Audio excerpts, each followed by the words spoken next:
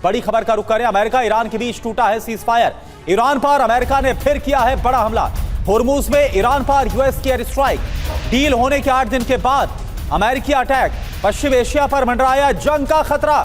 तो आप देखिए 7 दिन पहले ही आपको याद होगा वो तस्वीरें जब एमओयू पर साइन किया गया था। डोनाल्ड ट्रंप ने वो हस्ताक्षर किया और उसके बाद वो साइन में सभी को वो हस्ताक्षर वाली कॉपी भी दिखाई थी। इधर ईरान की तरफ से भी साइन किया गया था, लेकिन हुआ क्या? 8 दिन के बाद ही हमले एक बार फिर से एक दूसरे के खिलाफ अमेरिका और ईरान ने शुरू कर दिए।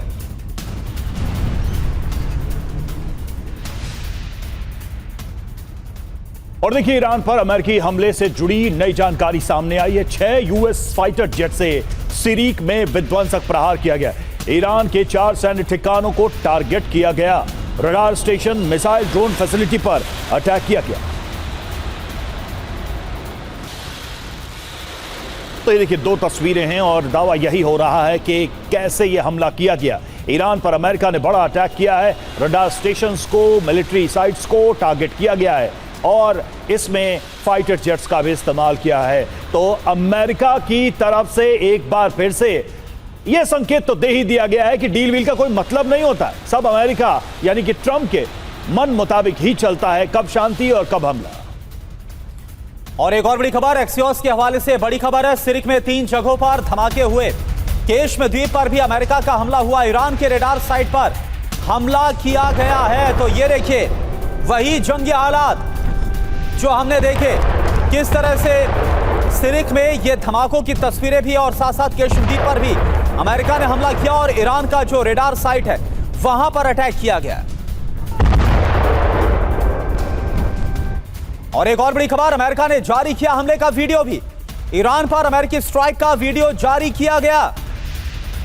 तो क्या ये एक बार फिर से ईरान और अमेरिका के बीच जंग की आहट है? क्या ये हमले यहीं पर रुकेंगे या फिर, क्योंकि खबर यह है कि अमेरिकी हमलों के बाद ईरान ने भी जवाबी कार्रवाई करते हुए अमेरिकी सैन्य बेसिस पर अटैक किया है। तो क्या अब ये क्रम एक बार फिर से हमलों का दौर एक बार फिर से शुरू होने वाला है?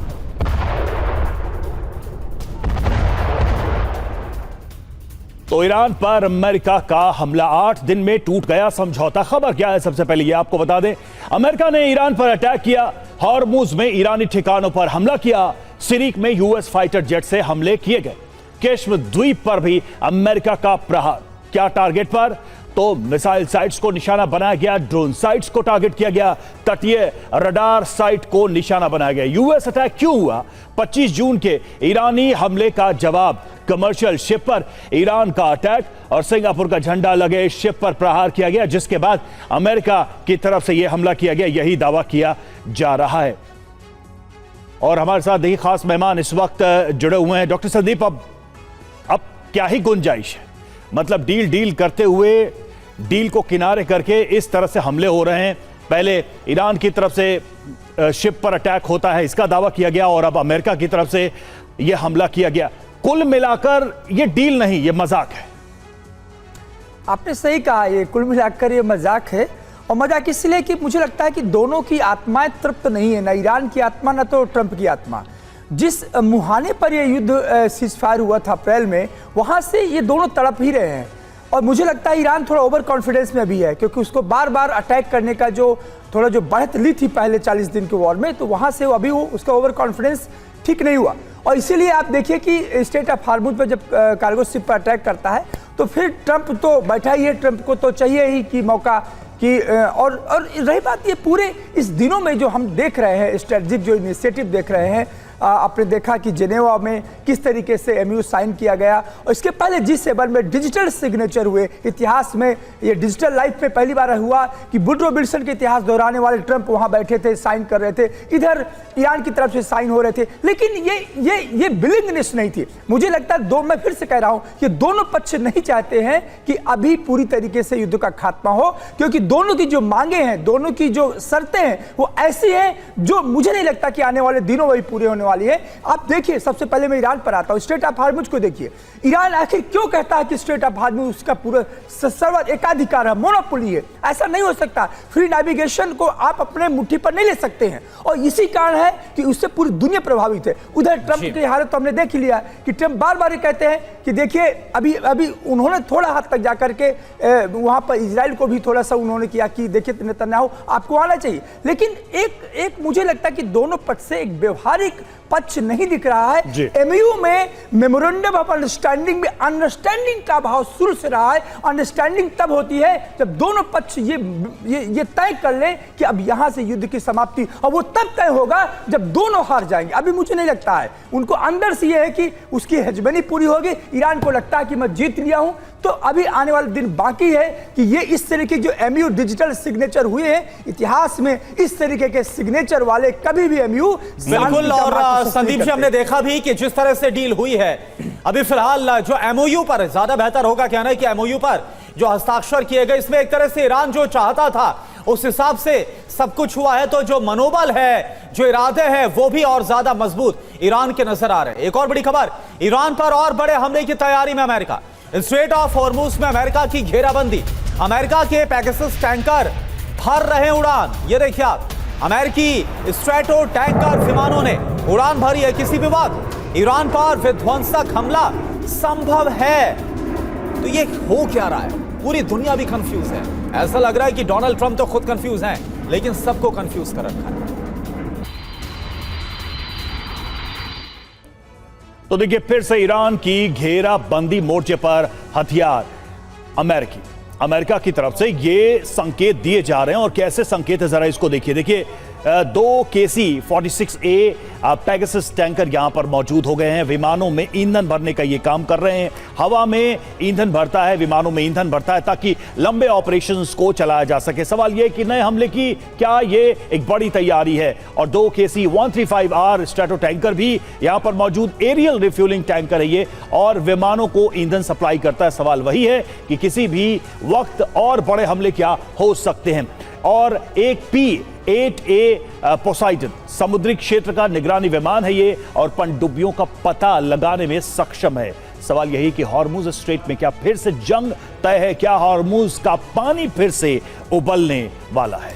और डीपी पांडे सर, हमने देखा जब एमओयू पर हस्ताक्षर किए गए, उसके बाद तो डोनाल्ड ट्रंप यहां तक ईरान की तारीफ करते हुए नजर आए। यह तक कहा गया कि अब जो ईरान है उसकी मदद की जाएगी, उसको तमाम जो रकम है वो भी सैंक्शन की जाएगी और ईरान के लिए भला होगा। लेकिन ये हो क्या रहा है? अभी 8 दिन हुए नहीं है, एक बार फिर से एक दूसरे पर हमला किया जा रहा है। कमर्शियल वेसल पर ईरान ने हमला जरूर किया, लेकिन आपको लगता है कि उसके बदले अमेरिका ने जिस तरह से कई ठिकानों पर एक साथ बारूद बरसा दिया, यह क्या सही कदम है जो डोनाल्ड ट्रंप उठा रहे हैं?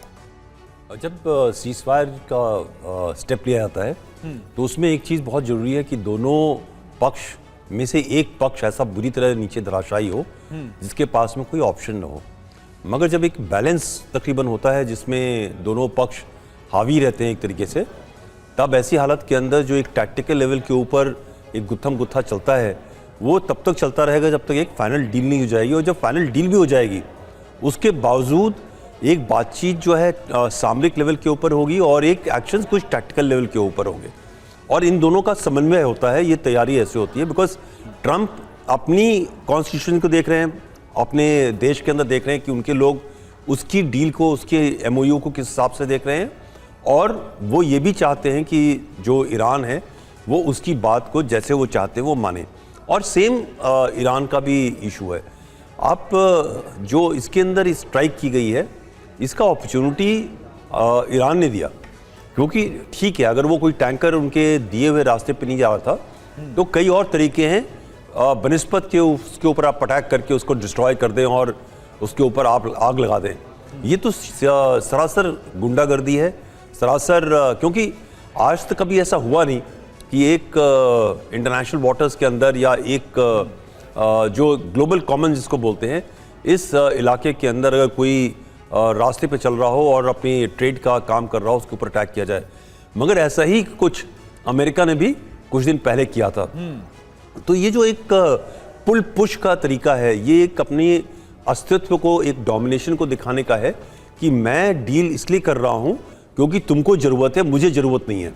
जब तक ये डील फाइनल नहीं होगी, बिल्कुल लॉक सॉलिड नहीं होगी 60 दिन के अंदर, तब तक ये कार्रवाई चलती रहेगी। बट मुझे नहीं लगता है कि इस वक्त ट्रंप का इरादा किसी पीस की तरफ। बिल्कुल सर, ये सारी गतिविधियां देख के ही ऐसा लगता है कि भले ही दुनिया को दिखाने के लिए हस्ताक्षर दोनों तरफ के नेताओं पर द्वारा किए तो गए, लेकिन उन्हें खुद ही इस डील पर भरोसा नहीं है, इस डील की कंडीशंस पे खुद ही यकीन नहीं है, ताकि वो बेहतर माहौल बना सके बातचीत का आगे के लिए। 60 दिन का पीरियड लॉक तो किया गया, लेकिन 60 दिन के अंदर ही नहीं, बल्कि 8 दिन के अंदर ही, 60 छोड़िए 8 दिन के अंदर ही ये सब दिखाई देने लगा है। और देखिए, अमेरिका ईरान के बीच जंग फिर से बढ़ी और यूएस हमले के जवाब में ईरान का अटैक हुआ। अमेरिकी सैन्य ठिकानों को टारगेट बनाया। IRGC ने किया जवाबी हमलों का दावा।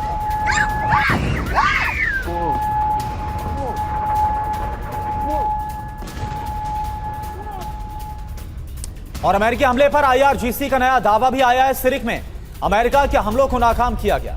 यूएस हमलों का करारा जवाब दिया जा रहा है। हमले जारी रखने की जो गलती है वो महंगी पड़ने वाली। अमेरिका को IRGC की तरफ से बारूदी चेतावनी। तो क्या IRGC अब इन हमलों के बाद करारा जवाब देगा? क्या इस चेतावनी में ये सब बात छुपी हुई?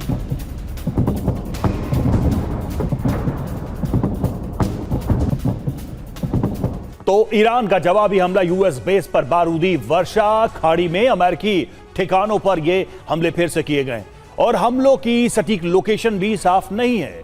बैलिस्टिक मिसाइल, क्रूज मिसाइल से ये हमले किए गए। ईरान ने ड्रोन से भी विनाशक हमले किए हैं। बिल्कुल, अमेरिका की तरफ से हमलों की पुष्टि नहीं की गई। IRGC का दावा, होर्मुज में हमले का बदला लिया गया। और देखिए, अमेरिका इजरायल को ईरान की चेतावनी भी आई है। ऊर्जा ढांचों पर हमलों का अंजाम बुरा होगा, पश्चिम एशिया में भयानक तबाही मचा देंगे, ये ईरान की तरफ से चेतावनी जारी की है। डॉक्टर संदीप, एक टर्म, एक शब्द मैं हमेशा यूज करता हूं इस केस में कि दोनों देश, खासकर ट्रंप की बात करें, वो एक ऑस्ट्रिच पॉलिसी या ऑस्ट्रिच डिप्लोमेसी का इस्तेमाल करते हैं। सर जो है रेत में घुसा देते और कहते सब अच्छा है। जब तक कि बातचीत के टेबल पर कोर इश्यूज नहीं आएंगे, चाहे वो न्यूक्लियर वेपन्स का मुद्दा हो, वो चाहे इजरायल लेबनान बॉर्डर का मुद्दा हो, मिसाइल डेवलपमेंट प्रोग्राम का मुद्दा हो, तब तक तो कहीं कोई शांति के संकेत नहीं है। प्रॉक्सी का मुद्दा हो, और यही मुद्दे छोड़कर सारी डील की जा रही थी। मतलब ये एक साधारण समझ वाला व्यक्ति भी बता सकता है कि ये आप असल मुद्दों से मुंह फेर कर एक डिप्लोमेसी कर रहे हैं, असल मुद्दों को एड्रेस ही नहीं करना चाहते। रवि जी, आप सही कह रहे हैं कि दरअसल इस पूरे कॉन्फ्लिक्ट में 4 बड़े स्टेक होल्डर हैं। 2 जो लीड कर रहे हैं, 2 उनके सैटेलाइट। तो मुझे लगता है कि ये चारों स्टेक होल्डर के जो अपनी सहमति के जो बिंदु है, बहुत ज़्यादा कंट्रास्ट है, बहुत ज़्यादा उसमें विरोधाभास है, और इसीलिए किसी व्यवहारिक, कह सकते हैं ना कि धरातल पर आने वाला ये अंडरस्टैंडिंग नहीं बन पा रहा। ये MOU जिस प्रकार से साइन हुआ था, आप देखिए G7 की जो बैठक थी, वहाँ पर जो जिस हालात में उन्होंने किया, इसके बाद ईरान में लास्ट तक ईरान कहता रहा कि यहाँ पर सहमति नजर नहीं आ रही। तो और इसके बाद एक ईरान के अंदर भी एक डिवीजन देखकर हमने सड़कों पर लोग उतर आए। ईरान के अंदर ये इस तरीके का एक भ्रम है कि नहीं ये युद्ध हम अपने जीत ले चुके हैं, हम अपर हैंड में। उधर डोनाल्ड ट्रंप ये चाहते हैं कि किसी तरीके से हम यहाँ निकलना चाहते हैं, लेकिन इजराइल और ईरान, इन दोनों का जो अनकम्प्रोमाइजिंग स्पिरिट है, मुझे लगता है ये नहीं है। ये इसको कह सकते हैं कि बाइनरी खड़ी हुई है यहाँ पर। क्या जानबूझकर हर बातचीत की टेबल पर से इजराइल को हटा दिया जाता है? मतलब इजराइल एक कोर इशू है, एक ऐसा ज्वलंत मुद्दा है जिसके बिना यहां शांति नहीं हो सकती, और जानबूझ के ट्रंप के द्वारा भी, ईरान के द्वारा भी उसको बाहर रखा जाता है। तो कहीं ना कहीं वो भी तो अपमानित महसूस करता होगा कि मुद्दा तो मेरा है, लड़ाई मेरी है और मुझसे ही बात नहीं हो रही। बिल्कुल, आप सही कह रहे हैं कि ट्रंप जिस मुद्दे के साथ इजराइल के साथ आए थे, इजराइल ने ट्रंप को लाया कि भाई ये हमारे मुद्दे हैं, तो ट्रंप के मुद्दे तो हल हो गए। ट्रंप तो बाहर आना चाहते, वो फिर से यूक्रेन पे इन्वॉल्व हो गए हैं, लेकिन ईरान, जो इजराइल का जो मुद्दा था, वो अभी रिजॉल्व नहीं हो पा रहा है। और यहीं पर ईरान का भी मुद्दा, ईरान ने भी साबित किया है कि हम जो हमारा न्यूक्लियर प्रोग्राम है, ये हम इसको बंद नहीं करने वाले, और यही इजराइल चाहता है। तो देखिए, दोनों की जो मांगे हैं ना, बहुत ज्यादा बाइनरी मांगे हैं। बिल्कुल, और इजराइल को यह भी लग रहा है संदीप जी की जिसको लेकर 28 फरवरी को हमला किया गया था, यानी रिजीम चेंज होगा, इस्लामिक शासन हटेगा, जो न्यूक्लियर प्रोग्राम पूरी तरह से खत्म होगा, एक तरह से इजराइल को लग रहा है कि उन्हें चीट किया गया इस एमओयू के जरिए, इस डील के जरिए। डीपी पांडे सर, क्या आपको लग रहा है, क्योंकि हमने देखा IRGC की तरफ से चेतावनी दी गई है कि अमेरिका ने जो हमला किया अब इसका जवाब भी दिया जाएगा। क्या आपको लग रहा है कि आसार, जो हालात हैं, वो एक बार फिर से यूटर्न ले सकते हैं? नहीं, ऐसा जो पहले की लड़ाई चल रही थी, पहले 37-38 दिन की लड़ाई, मुझे नहीं लगता है कि एकदम से शिफ्ट इस तरफ इमीडिएटली हो जाएगा, क्योंकि पब्लिक पोस्चरिंग में दोनों एक हार्ड पोजीशन ले रहे हैं, मगर दोनों की हालत कुछ काफ़ी डामाडोल है। पीस पूरा तरह से आए चाहे नहीं आए, मगर ये कहना कि जो 28 फरवरी की तरीके से लड़ाई हो रही थी उस तरह के हालात तुरंत लौट आएंगे, थोड़ा मुश्किल है। ये तब हो सकेगा जब अमेरिका एक ग्राउंड ऑपरेशन करने की पूरी तैयारी में होगा। नहीं, ये सवाल इसलिए मैंने पूछा है क्योंकि ये जो हमला किया, जो कमर्शियल शिप पर हमला ईरान ने किया, आपको लगता है कि इस पूरे मामले को बैक चैनल डिप्लोमेसी से भी कहीं ना कहीं सॉल्व किया जा सकता था? लेकिन यहां पर हम देख रहे हैं जोर किस बात पर है, दोनों को एक दूसरे को मसल पावर दिखानी अपनी। नहीं, वो जरूरी है, बैक चैनल भी चलता है और मसल पावर भी चलता है। देखिए, मैंने फ्रंट पे कई बार काम किया है और सीज फायर होने के बावजूद कई बार एक एक्सचेंजेस होते हैं दुश्मन के साथ में, जो एक टैक्टिकल लेवल पे साइकोलॉजिकल डोमिनेंस की बातचीत होती है, और उसमें सामरिक और हायर लेवल के ऊपर सैंक्शन हो चाहे नहीं हो, बट एक लोकल लेवल के ऊपर वो बहुत जरूरी होता है कि एक डोमिनेशन हो। वरना क्या होता है कि वो जब डील की बात चलती है तो डील के अंदर डील एक तरफा हो जाती है जी। तो अगर उसने एक उसके मानने के बावजूद, उसके बताने के बावजूद, अगर जो शिपिंग थी वो शिप अगर ईरान के दिए हुए रास्ते पे नहीं जा रही थी और किसी और रास्ते पे जा रही है, उस पर भी अगर उसने स्ट्राइक किया है, तो वो एक सिंबल है, एक इशारा है कि मैं इस इलाके का सबसे बड़ा गुंडा हूँ, बॉस हूँ, ताकत हूँ, और अगर कोई इससे हिल के काम करेगा तो उसमें अमेरिका आपके साथ में कोई हस्तक्षेप नहीं कर पाएगा। इसमें एक बड़ी बातचीत चल रही है कि हॉर्मुज के ऊपर लोग कह रहे हैं कि एक डायरेक्ट टॉक होना चाहिए ईरान और यूएस के बीच में, और एक डायरेक्ट कम्युनिकेशन होना चाहिए। ये किसी के हक में नहीं है और पूरी दुनिया के हक के अंदर नहीं है। तो अगर बाहर की तरफ से देखता हूं तो मैं ये नहीं चाहूंगा किसी भी तरीके से ईरान या यूएस किसी भी हिसाब से इस हॉर्मुज के ऊपर कोई कंट्रोल रखें। ये पूरा ग्लोबल कॉमन्स का इलाका है, इंटरनेशनल इलाका है। इसके ऊपर जो प्री 28 फेब का जो हिसाब किताब था, जहां पे एक फ्री मूवमेंट ऑफ शिपिंग थी, उसके हिसाब से कार्रवाई होनी चाहिए। तो बिल्कुल सर, ये तो एक ऐसी नीति है जिसमें एक म्यूचुअल कंसेंट है पूरी दुनिया में, क्योंकि दुनिया के अलग अलग हिस्सों में अलग अलग समुद्र तटों पर अलग अलग देशों का नियंत्रण होगा, और सब यही करने लगेंगे तो फिर शिप्स का मूवमेंट ही इम्पॉसिबल हो जाएगा, जो ईरान इस वक्त कर रहा है या चाहता है। और देखिए, हम लोग के बीच यूएस उपराष्ट्रपति की धमकी, एमओयू टूटा तो पछताएगा ईरान, जेडी वेंस ने कहा है। हम लोग का जवाब हम लोग से देंगे, जेडी वेंस की चेतावनी।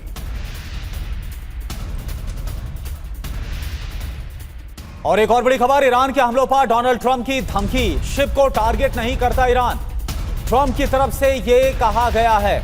आप देखते जाइए आगे क्या होगा। ट्रंप की तरफ से बयान, सीजफायर टूटने के सवाल पर ट्रंप की तरफ से यह कहा गया, और देखिए यह बड़ा इंडिकेशन दिया गया है, हमलों का जवाब हमलों से दिया जाएगा, जेडी वेंस की तरफ से। और दूसरा बयान, डोनाल्ड ट्रंप ये बोलते नजर आ रहे कि अब आप देखिए कि आगे क्या क्या होता है। तो देखिए, अमेरिका ने तय कर लिया है कि अगर यह डील टूटती है तो ईरान को वो नहीं छोड़ेगा। ट्रंप की धमकी क्या है, आगे देखिए क्या होता है। मायने इसके हैं, बड़े हमले की तैयारी में है यूएस, ईरान पर दबाव की रणनीति है ये, और सीधे तौर पर अमेरिका ईरान के ऊपर एक डोमिनेंस चाहता है। शिप को टारगेट नहीं करते, ये ट्रंप की धमकी है।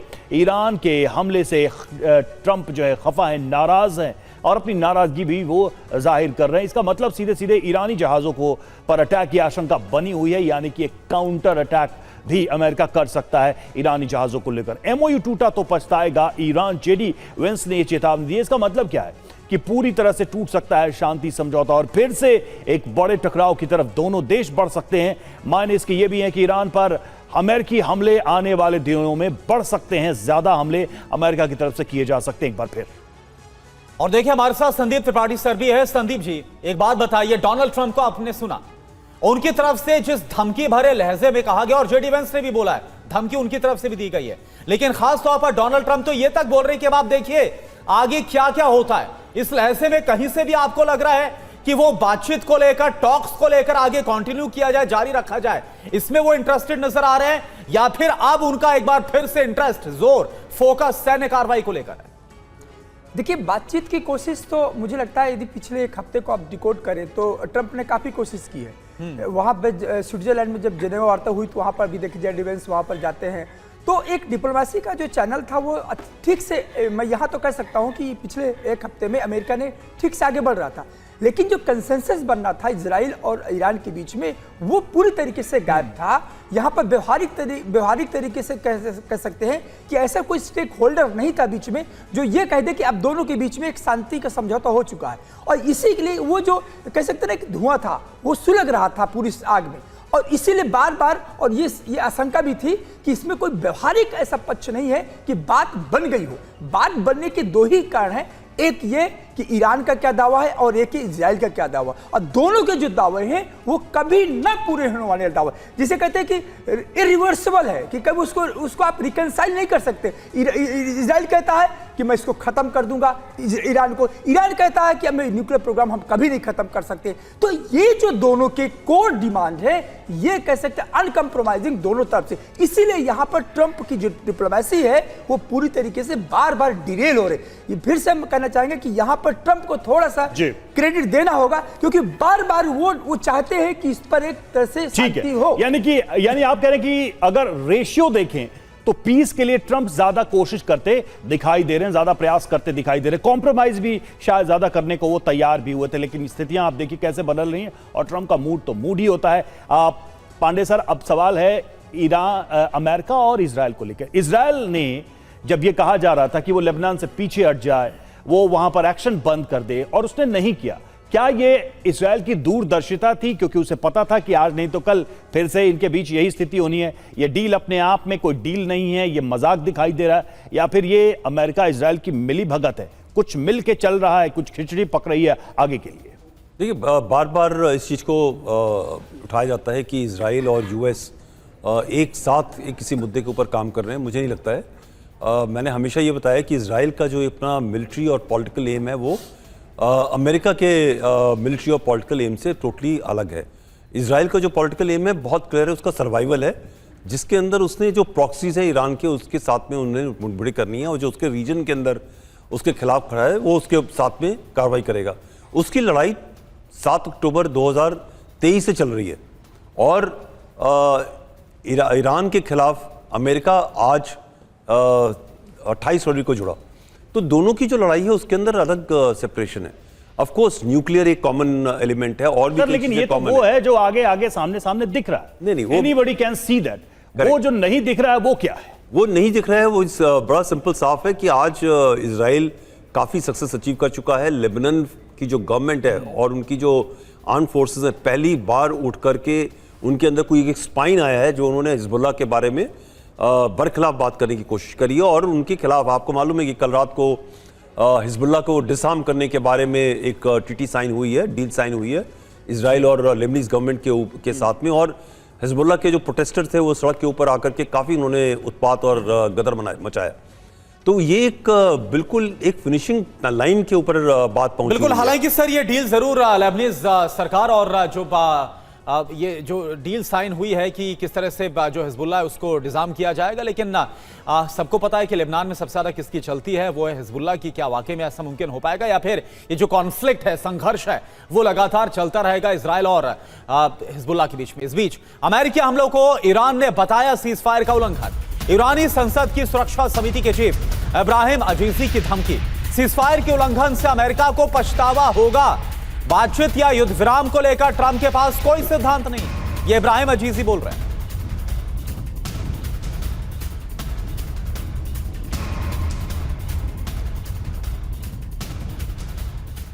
और देखिए, मुस्तफा के सलाहकार रजाई की चेतावनी, दोबारा युद्ध हुआ तो यूएस को होगा नुकसान। रजाई ने कहा अगली लड़ाई पहले जैसी नहीं। रजाई ने कहा नई क्षमताओं का इस्तेमाल करेंगे।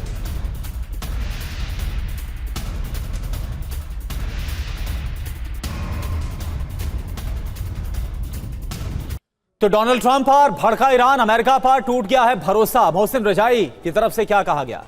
हम होर्मुज की सुरक्षा बनाए रखना चाहते हैं, खर्च उनसे वसूलेंगे जो यहां पर परिवहन कर रहे हैं। इब्राहिम अजीजी क्या बोल रहे हैं? सीजफायर के उल्लंघन से अमेरिका को पछतावा होगा। युद्ध विराम को लेकर ट्रंप के पास कोई सिद्धांत नहीं। संदेश क्या है? अमेरिका पर भरोसा नहीं रहा।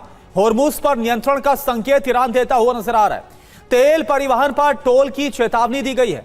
दुनिया को आर्थिक दबाव का जो एक बड़ा संदेश है वो भी साफ तौर पर दिया गया है। डीपी पांडे सर, क्या आपको लग रहा है, एक तरीके से देखिए, एक तो कमर्शियल शिप पर हमला करना यहां पर, और दूसरा चाहे वो जो इब्राहिम अजीजी की तरफ से कहा जा रहा हो या मोहम्मद रिजाई की तरफ से कहा जा रहा हो, जो बयान दिया गया वो ईरान की तरफ से बोल दिया गया, भले कोई भी एमओयू हो जाए, कोई भी समझौता कर लिया जाए, लेकिन वो मानेगा तभी जब उसे इजाजत दी जाएगी स्ट्रेट ऑफ होर्मुज से टोल वसूलने की, तभी वो इजाजत देगा वहां से शिप्स के गुजरने की, और वो हो नहीं पाएगा और संघर्ष चलता रहेगा। क्या लग रहा है आपको?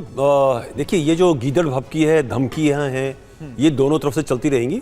मगर पहली बात है, जो शिप एक अनऑथराइज इलाके से मूव कर रहा था वो उसकी गलती है, मगर सबसे बड़ी गलती है उसको टारगेट करना और उसको डिस्ट्रॉय करना, उसके अंदर आग लगा देना ईरान की, वो भी उसको नहीं करना चाहिए। और ये जो एक उसका पुश है कि हमने टोल लेना है, हमने कंट्रोल करना है, हमने उसको टैक्स करना है, सर्विस टैक्स करना है, ये जब तक एक इंटरनेशनल नॉर्म के अंदर सेट नहीं होता है तब तक उसकी जो ये पुश है वो मना नहीं जाना चाहिए। और अमेरिका के पास भी वो पावर नहीं है इस चीज़ के ऊपर डिसाइड करने का कि ईरान ये टोल वसूल सकता है कि नहीं वसूल सकता, बिकॉज जैसे संदीप जी ने बताया, इसके ऊपर बड़े एक इंटरनेशनल प्रॉब्लम होगी, वो बाकी देशों को ही नहीं होगी, इसमें ईरान को के साथ भी प्रॉब्लम होगी। और ईरान की जो IRGC है उसकी जो लीडरशिप है, उसकी सोच, और जो पॉलिटिकल लीडरशिप है उसकी सोच, और जो पब्लिक है उसकी सोच, ये तीनों अलग अलग कोणों पे हैं। अनफॉर्चुनेटली जो उनकी पब्लिक जो पनिशमेंट खा रही है आज, जो सजा भुगत रही है रजीम की, उसके बारे में कोई नहीं सोच रहा। उसमें गलती भले ही ट्रंप की हो या पूरे दुनिया की हो सैंक्शन के लिए, वो मैं नहीं जाना चाहता, बट आज की तारीख में हॉर्मुज के ऊपर जो एक कब्जा दिखाने की कोशिश ईरान की है वो गलत है और वो किसी हिसाब से मानी नहीं जानी। डॉक्टर संदीप, क्या इसको थोड़ा ईरान के अंदर झांक के देखे, वहां भी स्प्लिट्स दिखाई दे रहे हैं क्या? क्योंकि हस्ताक्षर जो पॉलिटिकल लीडरशिप करती है, जो क्लैरिटी का रूल है, वो उसका अलग ओपिनियन है। IRGC अलग तरीके से काम कर रही है, उसको कोई फर्क नहीं पड़ता कि क्या डील होती है क्या नहीं होती है, वो किसी भी शिप को अपने हिसाब से टारगेट कर सकता है। क्या ये स्प्लिट, क्या ये जो टूटन दरार है, ये है ईरान के अंदर, ये समय जितना लगेगा इस मामले को सुलझने में वो बढ़ता जाएगा?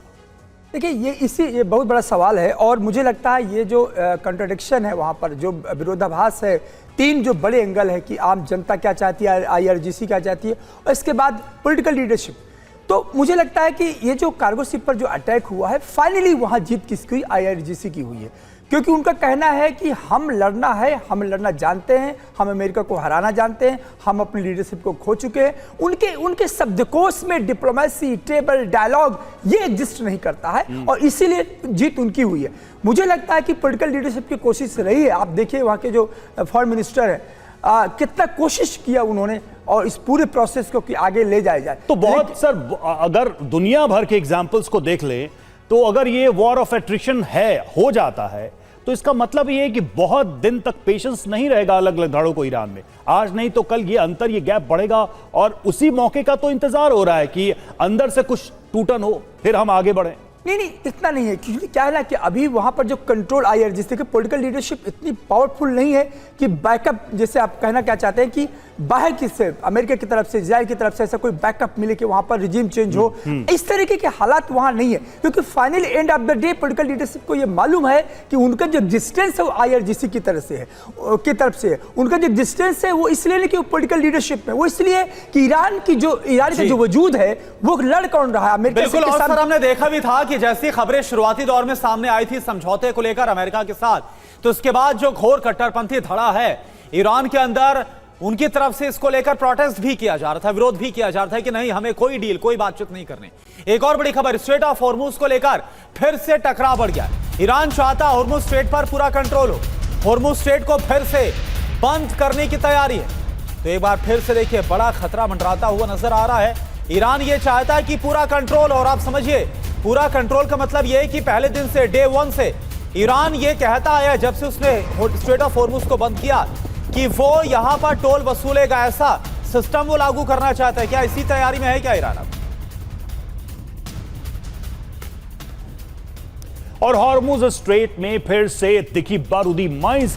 ईरान ने हॉर्मुज में फिर बिछाई बारूदी माइंस। वीडियो में दिखी ईरान की 3 माइंस और महान 3 ये माइंस है, महान 3, और इसमें करीब करीब 300 किलोग्राम विस्फोटक होता है। ये देखिए, ये है समुद्री माइंस जो आप तस्वीरें दिखा रहे हैं। फिर से ईरान ने इसे बिछाया है समंदर की लहरों पर।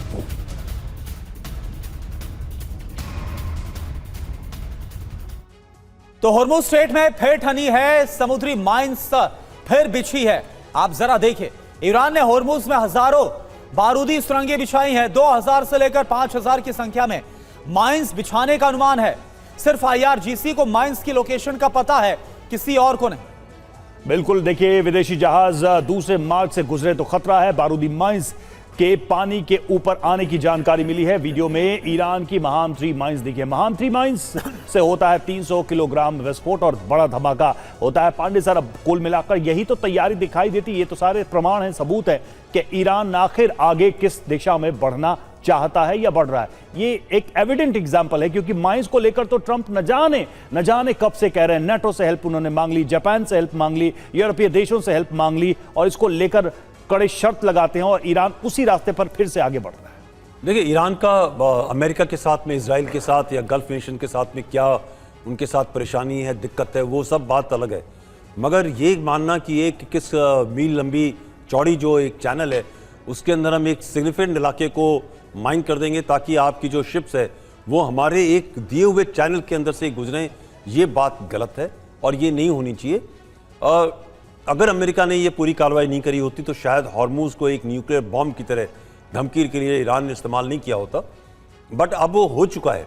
मगर ये जो धमकी है वो अमेरिका की तरफ नहीं है, बिकॉज इस पूरी जो कार्रवाई है उसमें अमेरिका को सबसे कम खतरा इकोनॉमिक प्रॉब्लम है या कोई और किस्म की प्रॉब्लम है।